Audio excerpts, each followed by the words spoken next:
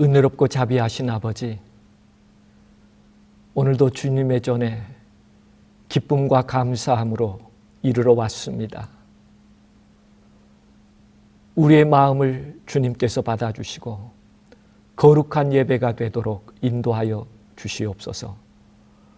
성삼위 하나님께서 이전에 하감하옵시고 예배드리는 각인의 심령에 역사하여 주시옵소서. 위로의 시간, 사랑의 시간, 희망의 시간이 되도록 저희를 말씀으로 인도하여 주시옵기만을 우리를 사랑하시며 언제나 가장 좋은 것을 주시는 예수님의 이름으로 기원합니다. 아멘. 교동문 761장 경배와 찬양. 하나님은 영이시니 예배하는 자가 영과 진리로 예배할지니라. 여호와의 이름에 합당한 영광을 그에게 돌릴지어다. 제물을 들고 그 앞에 들어갈지어다. 아름답고 거룩한 것으로 여호와께 경배할지어다. 여호와께 그의 이름에 합당한 영광을 돌리며 거룩한 옷을 입고 여호와께 예배할지어다. 그러므로 형제들아, 내가 하나님의 모든 자비하심으로 너희를 권하노니 너희 몸을 하나님이 기뻐하시는 거룩한 산 제물로 드리라.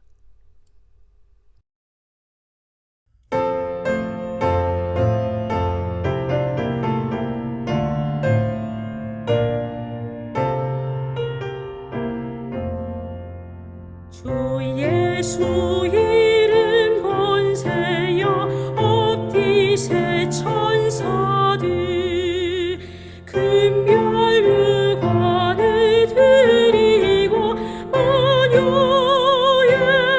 초찬양 금별 유관을 드리고 만유의 찬양 주 예수 당한 고생을 못 잊을 죄인아 내 귀한 법에 바쳐서 만유의 초찬양 내 귀한 법에 바쳐서 만유의 찬양 이 지구상에 있는 이 온 지파 족속들 장하신 위엄 높이여 만유의 초찬양 장하신 위엄 높이여 만유의 초찬양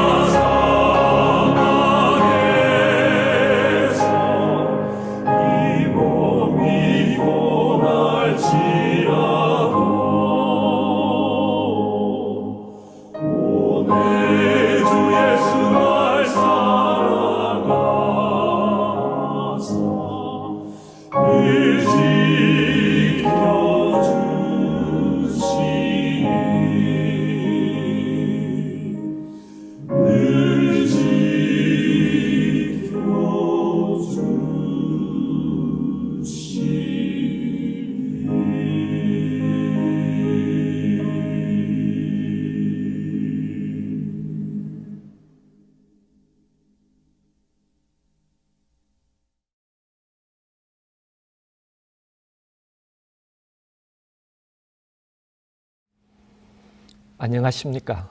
행복한 안식일입니다. 오늘도 주님의 이름으로 예배드리는 모든 성도들 위해 하늘의 은혜와 평강이 함께 하시기를 기원합니다. 분주하게 살아온 한 해도 저물어 갑니다. 연말을 맞는 이 시점에서 하나님께 듣고 싶은 위로의 한마디가 있다면, 또는 하나님께 드리고 싶은 감사의 한마디가 있다면 어떤 말일까요? 먼저 주께서 주신 본문을 봉독해 보겠습니다.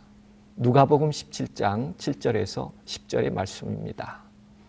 너희 중에 뉘게 밭을 갈거나 양을 치거나 하는 종이 있어 밭에서 돌아오면 저더러 곧 와 앉아서 먹으라 할 자가 있느냐? 도리어 저더러 내 먹을 것을 예비하고 띠를 띠고 나의 먹고 마시는 동안에 수종 들고 너는 그 후에 먹고 마시라 하지 않겠느냐? 명한 대로 하였다고 종에게 살해하겠느냐? 이와 같이 너희도 명령 받은 것을 행한 후에 이르기를 우리는 무익한 종이라 우리의 하여야 할 일을 한 것뿐이라 할지니라. 아멘. 인도의 철학자 마하트마 간디는 이 사회를 병들게 하는 7가지 사회 악에 대하여 언급했습니다. 그중 7번째가 희생 없는 예배, 희생 없는 종교는 사회를 병들게 한다고 했습니다. 봉사 없는 물량 성장이나 교조주의, 종교 갈등, 종교 전쟁 등이 사회를 병들게 하고 있다고 지적합니다. 특별히 현재 한국 사회는 기독교를 혐오 종교로 분류하며 거부를 넘어 강한 불쾌감을 드러내고 있습니다. 한국 기독교가 보여주거나 들려준 것이 그 무엇이든지 간에 기대하는 아름다움이 없었다는 것입니다. 세상을 병들지 않게 하고 세상을 아름답게 하는 일들이 많이 있겠지만 오늘 그 중에 하나가 있다면 고백의 아름다움이라고 말씀드릴 수 있겠습니다. 마음속에 생각했던 것이나 감추어둔 것을 숨김없이 말하는 모습에서 자기의 죄를 하나님 앞에 고하고 회개함으로써 죄의 용서를 구하는 모습에서 한 인간의 순수한 아름다움을 볼 수 있습니다. 우리는 사랑의 고백에서 따뜻함을 느끼고 아름다움을 봅니다. 과거의 잘못을 뉘우치며 고백하는 모습에서 인간으로서의 순수한 아름다움을 봅니다. 정말 미안해. 이 한마디에 모든 응어리들이 풀리기도 합니다. 한 개인의 회개와 돌이킴도 아름답지만 사회와 국민이 다 함께 과거의 잘못을 고백하고 돌아선 이스라엘의 역사는 더 큰 감동을 줍니다. 또한 정의로운 사회 구현을 위한 고백인 양심선언도 감동과 아름다움을 줍니다. 성경의 다윗도 사울의 겉옷자락을 벤 일로 기름 부은 자에 대한 무례를 고백합니다. 이 같은 양심선언도 병든 사회를 회복하게 하는 힘이 있습니다. 그런가 하면 감추어진 비리나 부정을 양심에 따라 사회적으로 드러내 알리는 사실 증언도 고백의 한 종류입니다.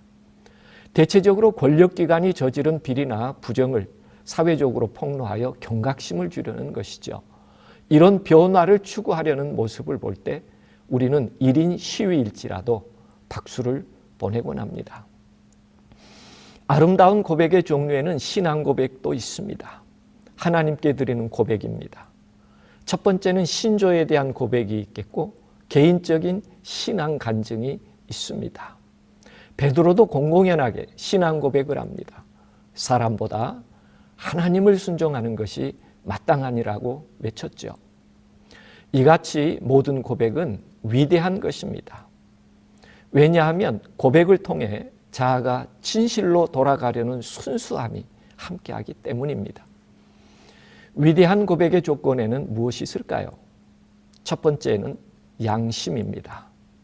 아브라함 링컨은 남북 전쟁이 한창인 어느 날 북부 수도방위 책임자인 스콧 대령이 링컨 대통령을 찾아왔습니다. 그의 요청은 간단했습니다. 아내의 장례식에 참여하게 해달라고 했는데 휴가 신청이 받아들여지지 않아 링컨에게 찾아온 것입니다. 그런데 링컨은 휴가 신청이 받아들여지지 않았다는 얘기를 듣고 자신을 찾아온 스콧 대령을 나무랬습니다. 자네 같은 사람이 어디 한두 사람인가? 지금 이 나라 모든 사람들이 슬픔으로 가슴이 무너질 걸세. 인사과에서 안 된다면 그냥 참게. 지금은 전쟁에서 이기는 것보다 더 중요한 일이 없으니까 말이세. 그런데 다음 날 아침입니다. 링컨은 곧장 스콧 대령을 찾아갔습니다. 어제 나는 너무 심신이 지쳐 있었네. 아무리 그렇다 해도 국가에 헌신하고 아내를 잃어 시류에 빠진 사람을 그렇게 험하게 대하다니. 용서를 청하러 이렇게 왔네. 양심의 소리에 따른 링컨의 위대한 고백이었습니다. 양심에 이어 위대한 고백의 조건 두 번째는 타이밍입니다. 머뭇거리지 않는 것입니다. 대선 후보 버락 오바마 대선 방송에서의 고백, 그것이 그 한 예입니다. 한 유권자가 물었습니다. 대마초 흡연을 해봤습니까? 한순간도 머뭇거리지 않고 I did, 해봤습니다. 그리고 이어서 청년 시절에 저는 선생님들이 어찌할 바 모르는 문제아였습니다 라고 고백합니다. 가끔은 예전 버릇을 못 버리고 담배를 피워 뭅니다. 지금도 제 자신과의 싸움은 계속되고 있습니다.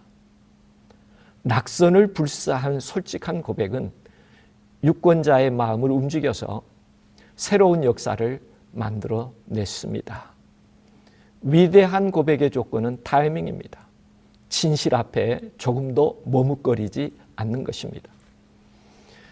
위대한 고백의 조건 세 번째는 잘못을 인정하는 용기가 필요합니다. 마하트마 간디는 12세에 동전을 15세에 금부치를 훔쳤다고 자신의 과거의 잘못을 아버지께 고백했습니다. 아버지에게 스스로 잘못을 고백한 뒤 자기의 잘못을 깊이 뉘우치며 반복하지 않았고 그는 위대한 지도자의 길을 걸을 수 있었습니다. 위대한 고백의 조건 네 번째는 약속이 있습니다.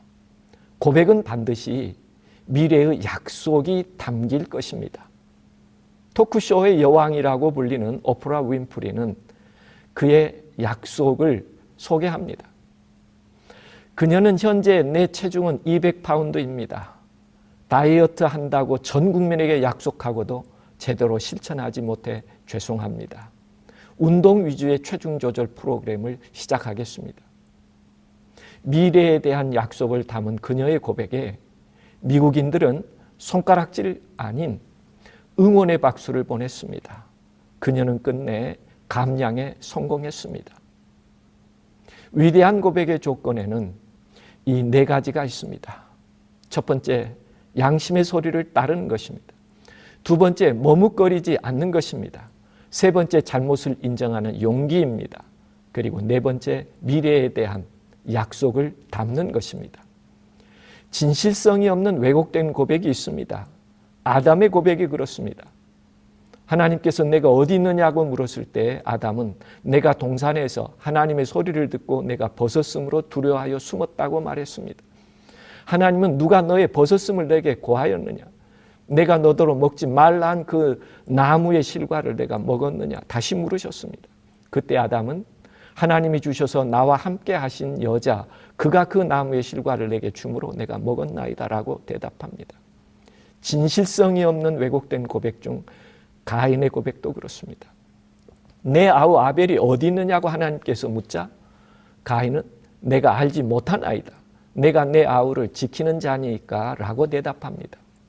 무엇을 의미합니까? 모든 고백이 아름다우나 진정한 고백은 쉬운 일이 아니다는 것을 말하고 있습니다. 2023년 12월을 보내며 우리가 겪었던 좌절이 있다면 무엇이며 가장 아름다운 추억으로 간직하고 싶은 것이 있다면 무엇이겠습니까? 하나님으로부터 듣고 싶은 그 힐링 한마디와 주님께 진심으로 드릴 고백, 감사 한마디를 정리해 볼 수 있을까요? 누가복음에서 주님께서 주시는 힐링 한마디, 진정한 삶이 담긴 고백 한마디에 귀 기울여 보십시다. 오늘의 본문입니다. 누가복음 17장 7절에서 10절에 있는 말씀 가운데 주님께서 주신 힐링 한마디는 우리는 무익한 종이라 우리가 하여야 할 일을 한 것뿐이라 라고 말하는 것입니다. 누가복음 17장 10절 공동 번역에는 너희도 명령대로 모든 일을 다 하고 나서는 저희는 보잘것없는 종입니다. 그저 해야 할 일을 했을 따름입니다. 라고 말하였습니다. 같은 본문을 쉬운 성경에도 우리는 가치 없는 종입니다. 우리는 그저 해야 할 일을 했을 뿐입니다. 라고 말해야 할 것이라고 소개하고 있습니다. 본문 성경에서 첫 번째 상황은 7절입니다. 너희 중에 네게 밭을 갈거나 양을 치거나 하는 종이 있어 밭에서 돌아오면 저더러 곧 와서 앉아서 먹으라 할 자가 있느냐? 밭을 갈고 양을 치고 돌아와도 맞이해 주거나 챙겨주는 사람도 없고 곧 와 앉아서 먹으라며 내 수고를 알아주거나 인정해 주는 사람도 없는 외로움이 가득한 삶을 살고 있습니다. 본문 배경에서 두 번째 상황은 8절에 이렇게 이야기하고 있습니다. 지친 하루를 마치고 돌아왔지만 쉬는 것이 아닙니다. 또 일이 있는 것입니다. 도리어 저더러 내 먹을 것을 예비하고 띠를 띠고 나의 먹고 마시는 동안에 수종을 들고 너는 그 후에 먹고 마시라 하지 않겠느냐. 가진 것이 없다고 무시하고 가치 없게 여기고 불임을 당해야 하는, 도리어 저더러 내 먹을 것을 예비하고 띠를 띠고 수종을 들고 초라함과 모멸감이 절절히 느껴지는 생애입니다. 본문 배경에서 세 번째는 그렇게 밭에서도 집안에서도 죽도록 섬깁니다. 그렇게 명한 대로 하였다고 종에게 살해하겠느냐입니다. 살해도 없다는 것입니다. 자기 삶이 무가치하게 여겨지는 것입니다. 아무런 보상이나 대가가 없는 것이죠. 고마움, 감사, 칭찬이나 보상도 없는, 명한 대로 다 순종하였다고 해서 그 종에게 살해하겠느냐, 어떤 보상도 없다는 것입니다. 그런데 예수님께서는 이런 사람에게 힐링되도록 용기와 희망을 주는 한마디를 소개했습니다. 본문의 배경에서 하나님께서 주시는 위로와 힘을 삼으라는 그 말씀은 이렇게 말씀되어 있습니다. 이와 같이 너희도 명령받은 것을 행한 후에 이르기를 우리는 무익한 종이라, 우리의 하여야 할 일을 한 것뿐이라 할지니라. 이렇게 여기며 살라는 것입니다. 이 예수님의 말씀이 힘든 삶의 위로와 희망이 될 수 있을까요? 챙겨주는 이 없는 외로움도, 무시하며 불임당하는 모멸감도, 최소한의 보상도 없는 무가치함이 느껴지는데 그 많은 고된 삶이 어떻게 마땅히 한 일로 여길 수 있겠습니까? 다시 돌아가 본문에서 챙겨주는 이 없는 외로움이 일상이 된 일일지라도 우리가 해야 할 일을 한 것뿐이라고 고백할 수 있는 사람은 어떤 삶을 사는 사람일까요? 예수님께서 제시하는 힐링 한마디는 일상의 삶을 다른 사람과 비교하거나 계산하거나 의심하지 않고 자신의 삶을 그 자체로 감사함으로 받아들이며 사는 사람이라고 말하고 있습니다. IMF 위기가 났을 때 대구에서 건축 자재상을 하던 40대 남자가 부도를 냈습니다. 온 집안에 차압딱지가 붙었습니다. 남자는 6개월간 옥살이를 한 뒤에 친척의 짐차를 빌려 부인과 둘이 노점상을 시작했습니다. 와중에 큰딸이 초등학교를 졸업했습니다. 다른 집 학부모들은 잘 차려입고 졸업식을 지켜봤습니다. 이 부부는 딸이 다니는 학교 앞에 좌판을 펴고 꽃다발을 팔았습니다. 그때 큰딸이 자기 반 아이들을 우르르 몰고 왔습니다. 그리고 하는 말이 우리 부모님이야 인사해. 너희들 꽃 사려거든 꼭 우리 아빠한테서 사라. 돌아오는 짐차 속에서 남자는 울었습니다. 노점상하는 부모를 당당하게 친구에게 소개하는 딸이 고마웠습니다. 이 씨는 중학교 1학년 때 학교를 자퇴하고 독일 유학을 떠났습니다. 그 이유는 독일 문화단체 관계자가 한국에 왔다가 우연히 이 씨의 연주를 듣고 독일은 학비가 무료라며 체류비만 있으면 된다며 유명한 학교에 들어갈 수 있도록 추천서를 써주겠다고 한 덕에 그렇게 유학을 떠나게 된 것입니다. 당시 이 씨는 부모가 쥐어준 돈 38만 원을 들고 혼자 독일행 비행기에 올랐습니다. 부모가 붙여주는 돈은 월 20만 원, 30만 원 정도요. 못 붙이는 달도 있었습니다. 다른 학생들이 돈 걱정 없이 공부할 때 이 씨는 독일어 과외 통역 아르바이트를 하고 카페에서 서빙도 했습니다. 그러면서 하루 5시간 넘게 손가락 끝에 피멍이 들도록 피아노를 쳤습니다. 이 씨는 유학 5년 만에 독일 연방 청소년 콩쿠르에서 42년 만에 심사위원 전원 일치로 피아노 부분에서 1등을 했습니다. 이어 독일 데르트몰트 음대에 진학했습니다. 단돈 38만 원으로 시작한 독일 유학 생활 그 결과였습니다. 억울하게 도둑으로 몰리는 수모도 당하고 배고픔을 달래기 위해 계속 잠만 잔 적도 있었지만 수미 양은 그럴수록 이를 더 악물고 피아노 하나에만 매달렸습니다. 고국에서 노점상과 파출부 일을 하며 딸의 뒷바라지에 힘을 쓰는 부모님을 생각하면 그대로 주저앉을 수 없었기 때문입니다. 그렇게 살아낸 사람이 지금은 도르트문트 음악대학 교수가 된 피아니스트 이수미 교수의 이야기입니다. 남과 비교하거나 계산하거나 의심하거나 하지 않았습니다. 지금 내게 주어진 삶을 그대로 받아들이고 감사한 마음으로 매일을 성실하게 살아낸 것입니다. 감동글로 회자된 내용입니다. 회장님은 왜 돈을 많이 벌고 명예를 얻을 수 있는 회장의 자리를 버리고 이렇게 고생을 하며 군고구마 장수를 하시는 건지 참 궁금합니다. 회장은 크게 웃더니 주위를 한 바퀴 휙 둘러보며 말했습니다. 자네는 이곳에서 뭘 느끼나? 예, 사람들과 포장마차 그리고 빌딩들 뭐 이런 것들이 보입니다. 회장은 포장마차 밖으로 나오더니 포장마차 오른쪽에 붙여놓은 손으로 쓴 듯 보이는 군고구마 4개 2,000원이라는 종이를 가리키며 말했습니다. 군고구마 4개 2,000원. 이걸 보며 느껴지는 게 있나? 나는 많은 것을 가졌네. 사업에 성공해서 돈과 지위를 얻게 되었지. 그래 나도 그게 최고인 줄 알았어. 그런데 어느 날 자네가 서 있는 그곳에서 나도 어떤 군고구마 장수에게 고구마를 사기 위해 서 있었고 성공과 돈이 다는 아니라는 것을 깨닫는 것은 바로 그때였네. 군고구마 장수는 몸이 불편한 사람이었어. 군고구마를 달라고 말하기 미안할 만큼 거동이 불편한 사람이었지. 중학교에 다니는 아이가 있었나 봐. 한 아이가 그 군고구마 장수에게 다가오더니 아빠 몸도 안 좋으신데 이만 들어가세요. 제가 대신 일하고 들어갈게요. 라고 말하는 거야. 나는 그저 참 효심 깊은 아들이구나 하고 생각하고 있던 중에 마침 그때 내가 서점 하나를 인수했던 시점이었기 때문에 그 아이에게 좋은 책을 선물하고 싶어서 물었지. 얘야 학교 가서 공부하고 여기에 와서 밤늦도록 아버지를 도와드리면 힘들지 않니? 그랬더니 그 아이가 힘들지 않다고 말하더고.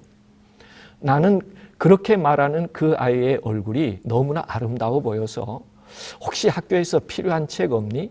이 아저씨가 서점을 하나 운영하는데 내 예쁜 마음이 아름다워서 좋은 책을 선물하고 싶구나. 그렇게 물었지. 그런데 그 아이는 아무런 책도 필요하지 않다더고. 회장의 긴 얘기를 듣고 나는 당연하다는 듯 말했습니다. 동정받기 싫었던 거군요. 회장은 픽 웃으며 대답했습니다. 동정? 나도 처음엔 그런 줄 알았지. 그래서 이 아저씨가 책을 주는 게 싫으니? 라고 물었더니 그 아이가 대답하길 저는 하루에 한 번씩 이 세상에서 가장 감동 깊은 책을 읽고 있는걸요? 라고 대답하더군. 나는 군고구마 장수가 가난한 살림에 그래도 좋은 책을 사주며 자식 교육은 잘 시켰구나 라고 생각하며 물었지. 어떤 책이 가장 감동 깊었니? 그리고 나는 그 아이의 대답에 놀라지 않을 수가 없었다네. 나는 궁금해져서 물었습니다. 대체 그 책이 어떤 책이기에 회장님이 놀라시기까지 어떤 책이 가장 감동 깊었느냐고 묻는 나에게 그 아이는 전 이 세상에 그 어떤 아름다운 이야기가 담긴 책보다 몸도 불편하신 아버지가 손수 수성펜으로 삐뚤삐뚤 써놓으신 군고구마 4개 2,000원이라는 문구가 세상에서 가장 감동 깊어요. 저 글씨 안에는 가족들을 사랑하시는 마음과 아무리 자신의 몸이 힘들어도 끝까지 포기하지 않겠다는 의미가 있는 거잖아요. 저는 아버지의 저 글씨를 보며 마치 책장을 넘기듯 가족을 사랑하는 아버지의 마음을 넘겨볼 수 있어요. 라고 대답하더군. 세상에서 가장 깊은 감동을 주는 최고의 책은 아들에게는 노벨상 수상작도 수백 년 동안 사랑받는 인문고전도 수천만 권이 팔려나간 세계적인 베스트셀러도 아니었습니다. 사랑하고 존경한 몸이 불편한 아버지가 가족을 살리기 위해 정성을 다해 삐뚤삐뚤 쓴 군고구마 4개 2,000원이란 몇 줄의 글 그것이 어떤 책보다 더욱더 깊은 감동을 주었기 때문입니다. 인생에 있어서 우리의 하여야 할 일을 한 것뿐이라고 말할 수 있는 사람, 다른 사람과 비교하거나 계산하거나 의심하지 않습니다. 오늘 내게 허락된 하루로 인하여 감사한 마음을 가지며 작은 글씨 하나에서라도 내 삶의 의미를 찾는 사람이야말로 위로와 희망이 가득한 행복한 사람입니다. 우리도 연말에 이런 삶을 살아오고 있는지 점검해 보십시다. 두 번째로 본문에서 무시하며 불임당하는 초라함과 모멸감이 느껴지는 일상의 일일지라도 우리의 하여야 할 일을 한 것뿐이라고 고백할 수 있는 사람은 어떤 삶을 사는 사람일까요? 주어진 상황과 관계없이 진실된 의무감과 순수한 충성심으로 살아가기에 당연히 감사함으로 사는 삶입니다. 의정부시 신곡동에서 사는 오모 씨는 지갑을 분실했습니다. 그 지갑의 돈은 부친 상을 당해 회사에서 상조금으로 받았던 것이기에 더욱 애를 태웠습니다. 그런데 의정부시 영석고등학교에 다니는 김유찬이라는 학생이 그 지갑을 주어서 돌려주었습니다. 잃어버린 지갑을 무사히 되찾아 고마움을 표하기 위해 용돈이라도 조금 주려고 했으나 김군이 당연한 일을 한 것뿐이라며 극구 사양을 했다고 합니다. 동네 우체국에 소속된 안상호 집배원은 우편을 배달을 하던 중 1,150만 원이 든 지갑을 주었습니다. 그리고 주인을 찾아주었습니다. 요즘처럼 각박한 사회에서 쉽지 않는 일이죠. 그러나 정작 선행 집배원 안상호 집배원은 당연히 해야 할 일인데요 라며 부끄러워하셨다고 합니다.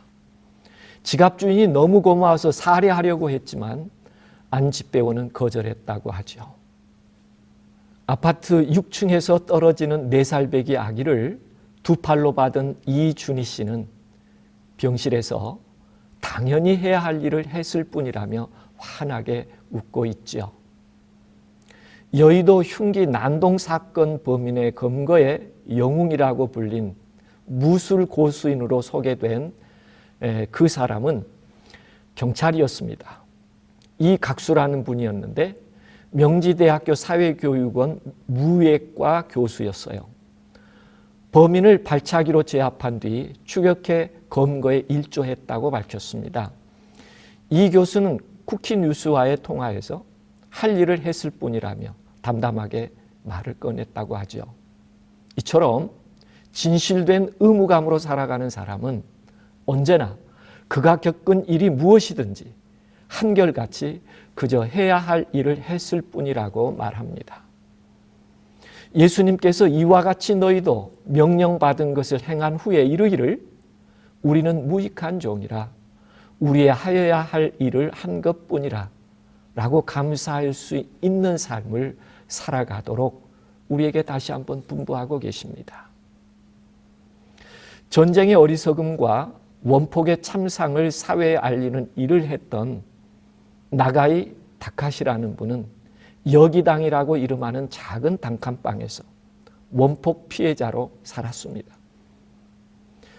우라카미 대성당과 12,000여 신자들 중 8,500명이 한순간에 폭사한 참상을 겪었고 그 이후 원폭 피해자의 치료 중 방사능 피폭으로 오랜 병석을 누운 채 실명에 가까운 눈으로 현미경 앞에서 10여 편의 저서를 펴낸 이를 통해서 전쟁과 적이 없는 평화와 사랑을 호소하고 있는 여기애인을 주장했던 대량 학살 무기의 참상과 죄악을 고발한 또 깨우치려고 했던 한 사람의 글의 일부입니다. 꾸벅꾸벅 졸고 있는데 어느새 돌아왔는지 가야노가 바깥놀이로 차가워진 채 볼을 내 볼에 갖다 댄다. 한동안 그러고 있더니만 아, 아빠 냄새 하고 말한다. 이 아이를 남겨두고 결국 나는 이 세상을 떠나야만 하는가. 엄마 냄새를 잊어버렸으니 적어도 아빠 냄새만이라도 부모의 사랑이 그리워 내가 잠든 것을 확인하고는 살그머니 다가오는 어린 딸아이의 애처로운 몸짓. 전쟁에 엄마를 잃고 아빠는 겨우 목숨을 건졌지만 아빠하고도 머지않아 헤어져야 하는 운명이라는 것을 아이는 알고 있을까? 고목도 쓰러지기 전까지는 줄기에 뚫린 구멍에 어린 새를 머물게 하여 비바람을 피하게 한다고 하지 않던가? 점점 약화되는 병 때문에 몸 하나 제대로 가누지 못한 채 누워만 있는 이런 아비라도 그저 숨이라도 쉬고 있으면 저 어린 자식에게는 커다란 나무 그늘이 될 것이다. 그러나 나의 몸이 이 세상에서 사라진 날, 이 아이는 무덤에서 돌아와 이 방의 어딘가에 쪼그리고 앉아서 누구를 향해 호소한단 말인가? 내 이불을 벽장에서 꺼내어 아직 남아있는 아빠의 냄새 속에 얼굴을 묻고 아직 갈지 않는 어금니를 깨물며 소리내어 울다가 저도 모르게 잠이 들어 아빠랑 엄마랑 같이 노는 우리 집으로 돌아가는 꿈을 꾸겠지. 저녁 햇빛이 들어와 휑해진 그날의 쥐 죽은 듯 고요한 이 방의 모습이 눈에 보이는 듯하다. 나 없이 아이만 남겨질 날을 생각하면 쉽게 눈을 감을 수 없을 것 같다. 적어도 이 아이가 바지 단추를 혼자 채울 수 있게 될 때까지만이라도 곁에 있고 싶다.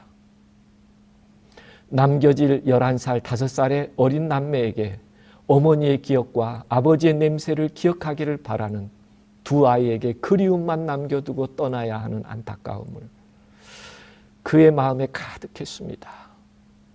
부모에 대한 그리움은 일생의 보물이 될 것이라는 일념으로 중병에서도 끝까지 보듬으며 그는 그곳에서 마지막을 보냈습니다.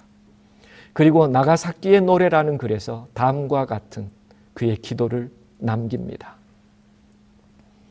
너희들은 고아가 될 테고 따라서 가파르고 거칠고 외로운 길을 걷지 않으면 안 될 것이다. 너희들의 그리스도교 신앙이 고통을 잠재우는 약이 될 수는 없을 것이다. 하지만 이것만은 분명히 말할 수 있다. 너희들이 걸어야 할 외로운 길은 하나님께서 특별히 너희들을 위해 택하신 것이다. 그 길을 하나님의 섭리로 받아들이도록 하여라. 그리고 하나님의 영광을 위해 어떻게 그 길을 걸어가야 할 것인지 자주 하나님께 기도로 물어보아라. 기도란 불행을 떨쳐버리기 위한 심리전술도 현명한 방법도 아니란다. 기도는 오직 삶의 신비를 드러내는 진실한 자세이다. 너희들이 행복하면 그것도 하나님의 섭리로 받아들여라. 그리고 그 행복을 통해 하나님의 영광을 드러낼 수 있도록 기도하여라. 자신마저 원자병으로 투병하면서 우라카미 성당을 복원하고 나가사키 시내에 1,000그루의 벚나무를 심고 희망의 상징으로 삼고 아이들을 위해 도서관을 건립하고 돌보는 어마어마한 일을 해냈습니다. 죽는 마지막 순간까지 많은 책들을 쓰며 그 수익금으로 부모를 잃은 아이들을 위해 활동을 했고 원폭의 피해를 알리고 세계 평화를 부르짖었던 사람이었습니다. 그런데 그의 묘비의 한 구절은 할 일을 한 것뿐이라 이렇게 기록해 두었습니다. 예수님께서 무시당하며 상처 입은 삶으로 초라하고 모멸감을 떨쳐버릴 수 없을지라도 남겨질 자녀들과 참담한 사회를 위해 아름다움을 남기려고 최선을 다한 그의 삶처럼 우리의 삶에서도 아름다운 세상과 하나님의 나라가 임하도록 최선을 다한 후에 우리의 하여야 할 일을 한 것뿐이라고 감사할 수 있는 삶을 살라고 주님은 말씀하십니다. 진실된 의무감, 순수한 충성심으로 살아가며 마음의 감사를 잃지 않는 사람은 그의 삶을 우리의 하여야 할 일을 한 것뿐이라고 받아들입니다. 그런 삶의 감사함을 결코 잃지 않습니다. 마지막 세 번째로 본문에서 최소의 보상도 없는 무가치한 삶이 일상의 일일지라도 우리가 하여야 할 일을 한 것뿐이라고 말할 수 있는 사람은 어떤 삶을 사는 사람일까요? 무익한 종처럼 희생할 수 있기에 그 희생도 감사한 삶으로 받아들이며 사는 사람입니다. 2008년 8월부터 임실 새소망교회에서 선교봉사자로 봉사하다가 2010년 3월부터는 관산교회에서 2012년 2월까지 봉사한 송기련 장로님이 계셨습니다. 그는 미국에서 평안한 여생을 보낼 수 있었습니다. 그럼에도 교통이나 삶의 환경이 불편한 전라남도 시골 작은 교회를 섬기며 지내셨습니다. 그의 희생적인 삶을 받아들인 그의 마음을 이렇게 전했습니다. 하나님께서 내게 머물러야 할 곳이 여기라 생각되어 오랫동안 한 번도 충성하지 못했는데 여생을 아낌없이 바쳐서 봉사하기로 마음을 먹고 택했습니다. 고추밭에 가서 돕고 논에 가서 돕고 진짜 탕자가 돌아왔는데 무엇인들 못하겠어요? 그래서 지난날 허송한 세월을 보낸 것 아까워서 교회 봉고 운전도 하고 안식일에 고구마도 구워서 먹이고 아직도 다 갚지 못했습니다. 이제는 늘 빚진 사람으로 살았는데 앞으로 몇 년을 더 살아갈지 모르지만 제 앞에 남은 여생 몇십 년 동안 하지 못한 것 다 갚고 홀가분하게 예수님 앞에 가려고 합니다. 소망에 대한 진솔한 고백입니다. 오늘 본문에서 예수님께서 말씀하시는 삶, 우리가 우리의 하여야 할 일을 한 것뿐이라 이런 삶을 받아들이는 모습을 잘 보여주고 있습니다. 그렇습니다. 보상을 바라는 것이 아닙니다. 그저 주님 앞에 설 때까지 하여야 할 일을 한 것뿐입니다. 우리의 한 해의 마무리도 무익한 종처럼 희생할 수 있기에 더 감사한 나날이 되도록 그렇게 살아야 하지 않을까요? 12월을 보내며 우리가 사랑한다고 고백한다면 그 사랑은 피어날 것입니다. 우리가 미안하다고 고백한다면 세상은 더 따뜻해질 것입니다.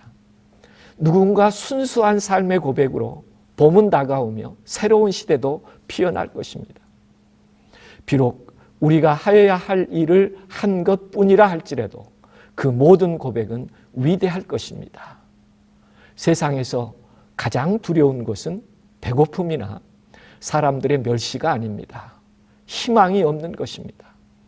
그러나 희망이 있는 사람에겐 어떤 어려움과 악한 상황이 몰려와도 견뎌내고 이겨낼 수 있는 힘이 있습니다. 감동을 주는 그리스도인은 자신 때문에 다른 사람이 희망을 품게 만드는 사람입니다. 기억하십시다. 주님께서 연말에 주신 힐링 한마디, 이와 같이 너희도 명령받은 것을 행한 후에 이르기를 우리는 무익한 종이라 우리의 하여야 할 일을 한 것뿐이라 할지니라. 이런 마음으로 한 해를 마감할 수 있기를 소망합니다. 사회를 병들게 하는 7가지 악 중에서 희생 없는 예배와 희생 없는 종교를 들고 있습니다. 진리를 고백하고 가치를 실현하며 소망을 확신하는 재림성도로서 우리의 하여야 할 일을 한 것뿐이라는 희생이 바탕이 된 아름다운 삶을 구현함으로 이 땅에 하나님의 나라가 건설되는 희망을 볼 수 있게 되기를 기대합니다. 2023년 새 밑에서 비교나 계산이나 의심하지 않고 자신의 길을 살아온 감사와 진실된 의무감과 순수한 충성심으로 살아온 감사함과 무익한 종처럼 희생을 기쁨으로 안고 살아온 삶의 감사가 가득한 한 해의 마침이 되기를 소망합니다. 이런 모든 삶을 살아왔다면 이는 하나님께서 내게 주신 축복의 삶이었을 것입니다. 하나님께 감사를 드립시다. 하나님께 진정한 감사를 드립시다. 주님께서 주신 연말 그 힐링 한마디, 우리의 하여야 할 일을 한 것뿐이라 이렇게 고백할 수 있기에 감사와 기쁨도 더 넘쳐나시기를 바라며 말씀을 줄입니다. 감사합니다. 기도드리시겠습니다. 아버지 하나님, 연말에 주님께서 주신 힐링의 한마디, 저희가 고백할 수 있는 진정한 감사의 한마디가 우리가 마땅히 해야 할 일을 했습니다라고 고백할 수 있기를 간절히 원합니다. 그렇게 결심한 저희의 삶을 축복하여 주시옵소서. 예수님의 이름으로 기도합니다. 아멘.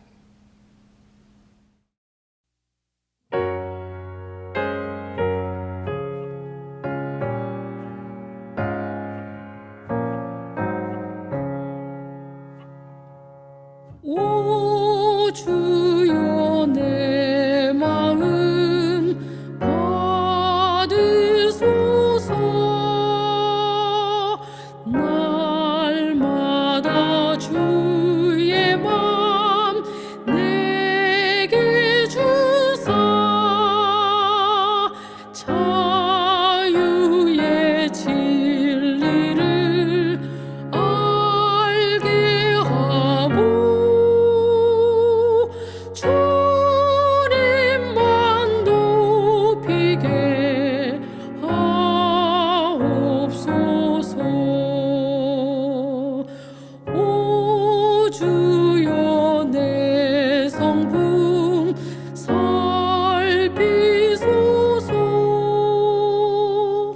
내 안에 보좌를 마련하사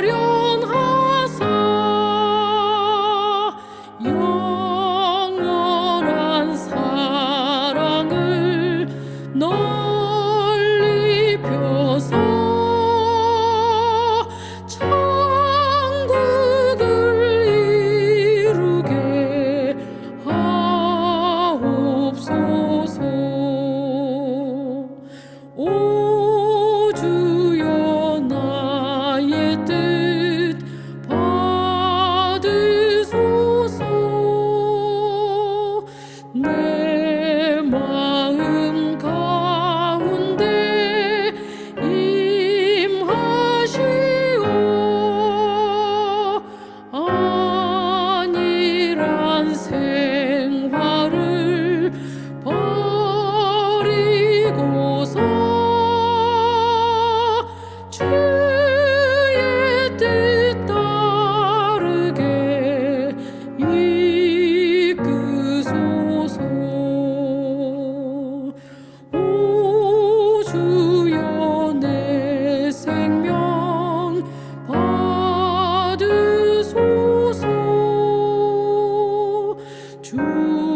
주님의 경륜을 이루도록 시간과 재능을 다 드리오. 거룩한 부름에 응하리다.